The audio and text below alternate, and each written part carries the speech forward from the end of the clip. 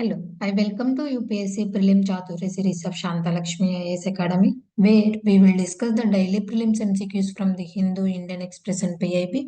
Let's begin. The first question. Consider the following statements regarding Pradhan Mantri Suryodaya Yojana. It aims to install rooftop solar on 1 crore houses, providing 1 crore families access to rooftop solar energy. This initiative follows the government's 2014 rooftop solar program. Which of the above statements are correct? One only, two only, both one and two, neither one or two. About rooftop solar program, this was launched in the year 2014 to promote the installation of solar panels on the roofs of residential, community, institutional, industrial and commercial buildings. The main aim of this program to achieve a cumulative capacity of 40 gigawatts of rooftop solar by 2022. It was implemented by the Ministry of New and Renewable Energy in collaboration with state government and distribution companies, that is nothing but DISCOMs. The scheme extension was 2020-2026. The central financial assistance given to eligible projects and DISCOMs that facilitate the installation and operation of rooftop solar system. The Pradhan Mantri Suryodaya Yojana, launched recently, aims to provide rooftop solar panels for consumers. About this, the scheme is intended to supply power to households through solar rooftop installations and offer additional compensation for excess electricity output. The main features of this program was the goal is to install rooftop solar on 1 crore houses, providing 1 crore families access to rooftop solar energy. The scheme is designed to benefit poor and middle income households, helping them reducing the electricity bills. This initiative follows the government's 2014 rooftop solar program. So the answer is both 1 and 2. Moving to the next question, consider the following statements about National Financial Reporting Authority. It is a statutory body constituted under Section 132 of the Companies Act 2013. NFRA has the same powers as a registered in a criminal court under the Code of Criminal Procedure 1908 while trying a suit. It is established as an independent authority to regulate the auditing profession and accounting standards in India. How many of the statements given above are correct? One only, two only, all three, none. Recently, the National Financial Reporting Authority is going to inspect a big four audit firms as well as other top audits of large listed entities in 2024. About this authority, it is a statutory body constituted under section of 132 of the Companies Act 2013. It was established as an independent authority to regulate the auditing professions and accounting standards in India. The main goal of this authority to enhance the country's financial statement quality and consistency to guarantee that businesses and financial institutions report accurate and fair information. The composition of this authority have a chairperson who will be appointed by the central government and maximum of 15 members.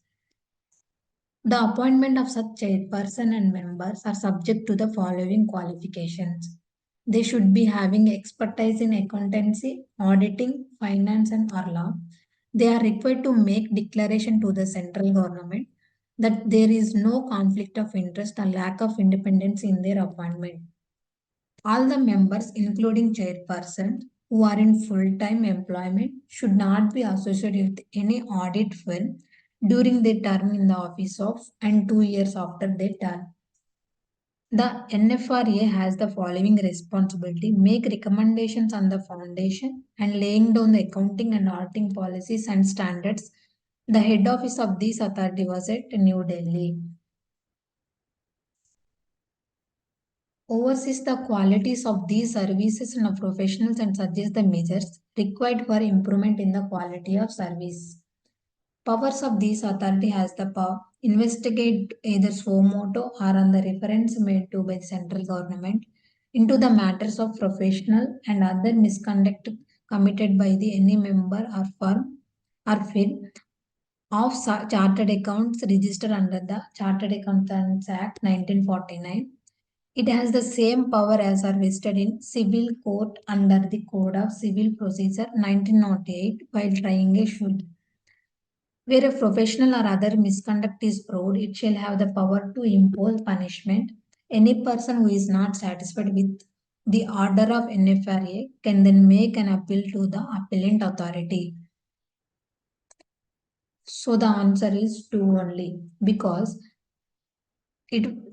NFRA has the same power as are vested in the civil court under the Civil Procedure Code 1909 while trying a suit.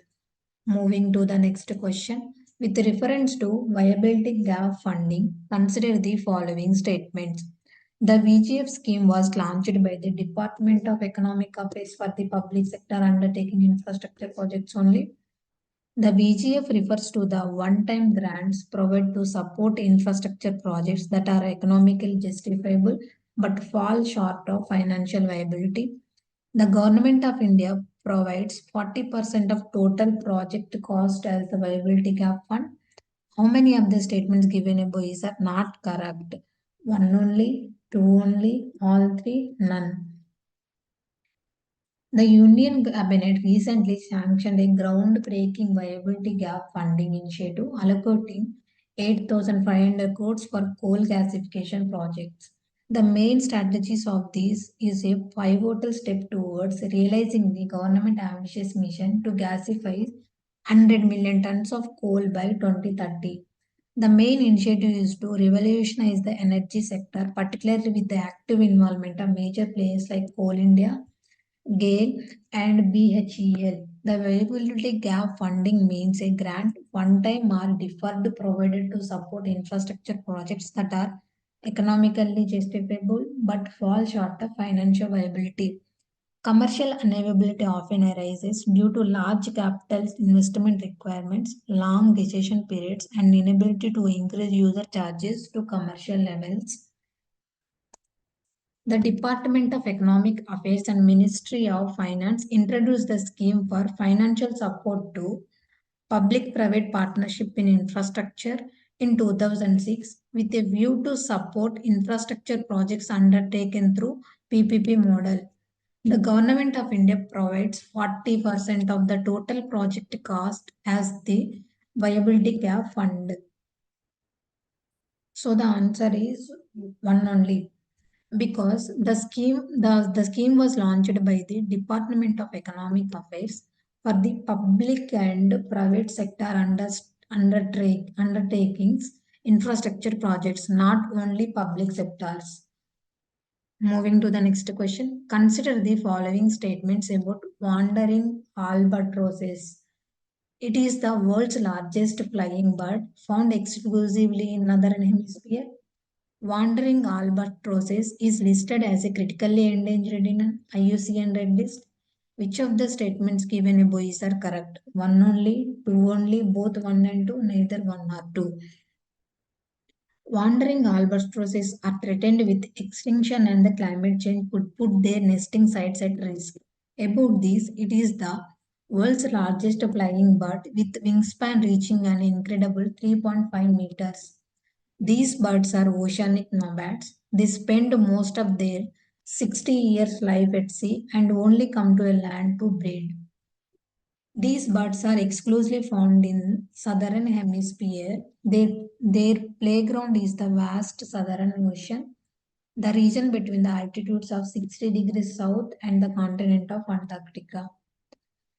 Marian Island and the Prince Edward Island together support about half of the entire world's wandering albatross breeding population.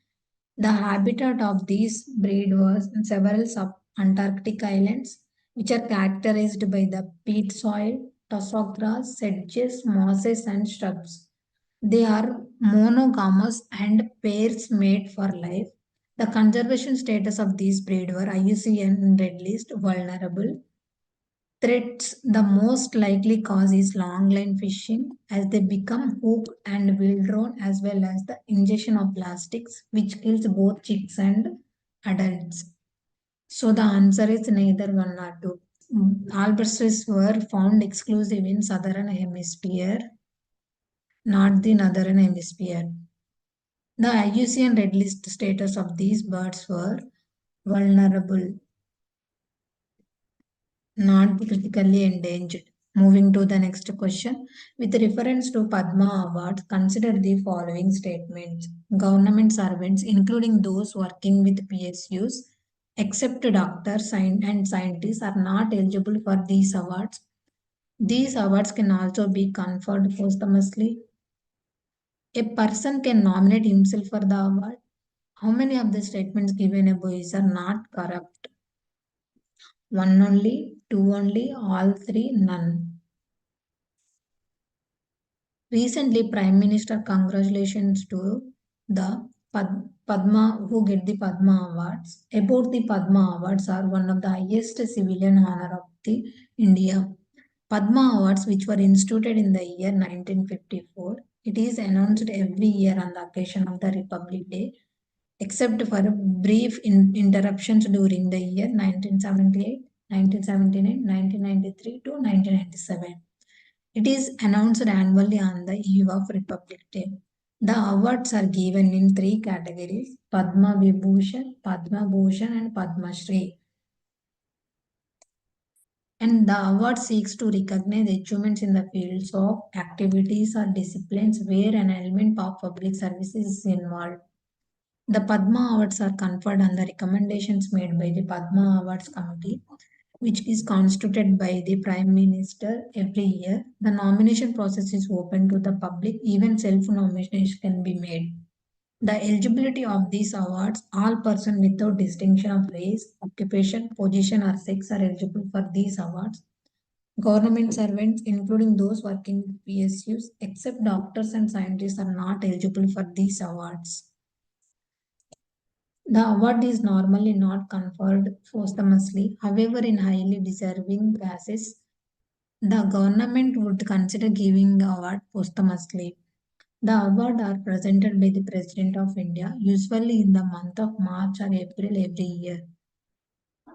The awardees are presented as signed by the President and medallion. The recipients are also given a small replica of the medallion, which they can wear during any ceremonial or function, etc. The total number of awards given in a year should not be more than 120. The award does not amount to a title and cannot be used as a suffix or prefix into the awardee's name. So the answer is one only, because these awards cannot be conferred posthumously.